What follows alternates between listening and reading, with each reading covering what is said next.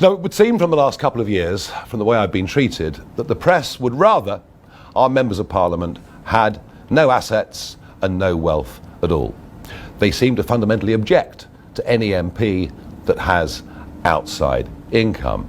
Indeed, they view those that have continuing business interests with severe scepticism.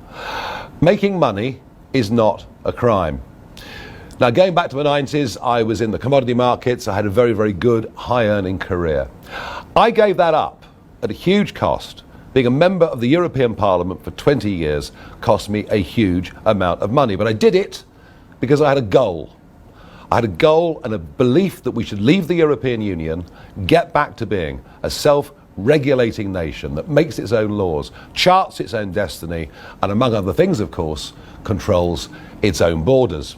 We might not yet, 10 years on, have reaped as many of the benefits as we ought, but one day I believe we will.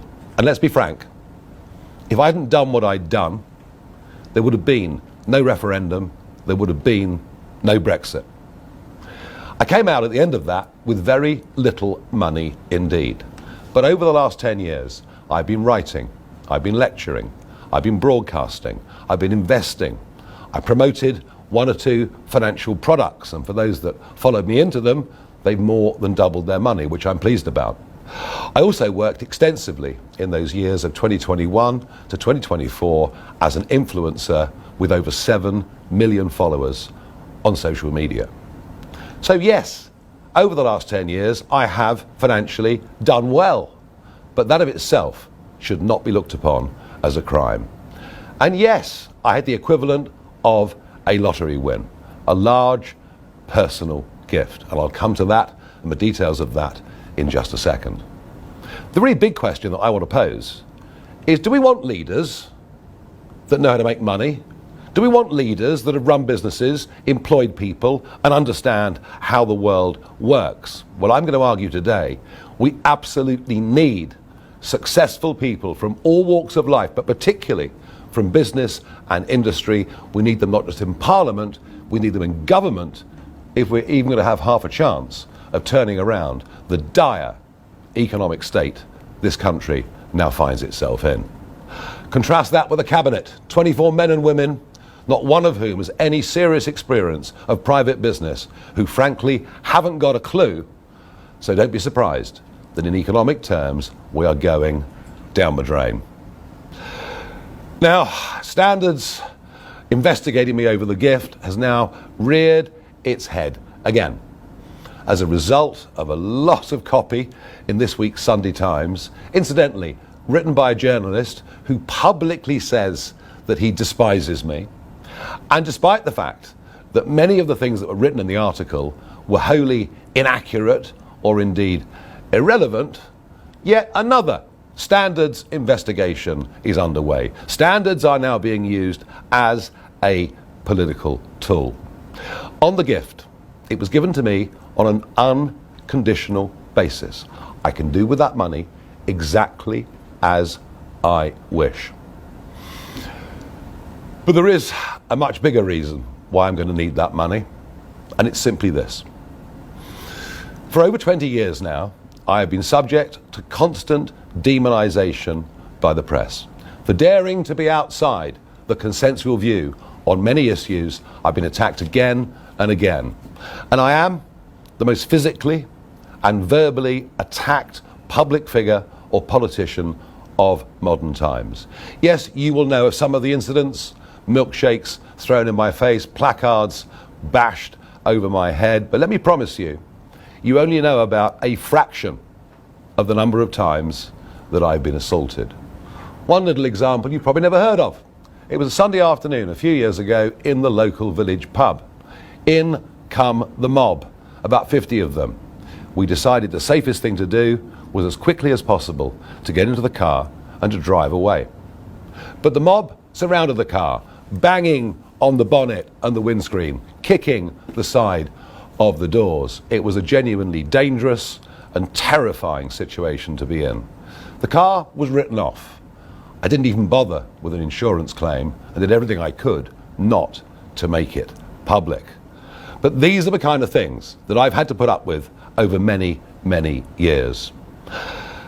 And over the last year it's got worse, with an attack on my home very similar to the one that the Prime Minister suffered, and literally daily online calls for me to be murdered. For some reason, that doesn't seem to worry the police. Repeatedly over the years, I asked the Home Secretary for help. I was rejected again and again.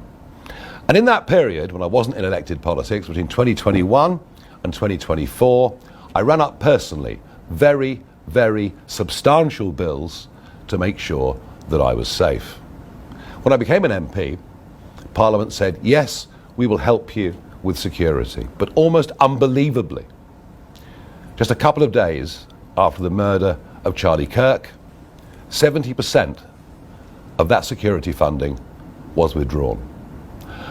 I am going to need security for the rest of my life, and I cannot even tell you how grateful I am to Christopher Harborne, because now I will never ever need to worry about whether I've got the resource. Well, the new attack from the media is that somehow I am a crook, I am dishonest. Yet another reason to hate me. Commentators over the weekend have said, oh, look at the interviews Nigel's doing. He's not himself. He's getting angry. Well, here's why. For some reason last week, the editor of the Times newspaper decided to publish a picture of where my daughter lives. There is no public interest in my daughter whatsoever. She is not involved in current affairs, doesn't seek to be involved in current affairs, and has never been used by me once at any point in my political career. No photographs on election addresses or anything like that. I've always done my absolute best to protect the privacy and safety of my family. By publishing that photograph, the editor of the Times has directly threatened her security. I wonder what happened to the Leveson inquiry of years ago, an inquiry that sought to bring better balance between what the press could do and families of those in public life. Worse still, she now has broadcasters haranguing her. Sky News were one of them, and when I questioned them on it, they willfully and deliberately lied and said on their channel that they hadn't contacted the family. Well, let me be clear. I will not tolerate intimidation of my family. I will not tolerate the location of where they live being revealed. I will not tolerate any of my family being endangered because of what I choose to do in public life. So yes, you can ask, am I angry? But I've never been angrier in my life.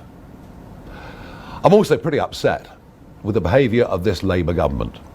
They began in 2025 and then tried again into 2026 to cancel elections for taxpayers, and to do so on a vast and epic scale, albeit with the connivance of the Conservative Party. Why? Well, of course, fear of reform. I'm proud of the fact that we fought a legal action that got nearly 5 million council tax voters the right to go out on May the 7th and give their view.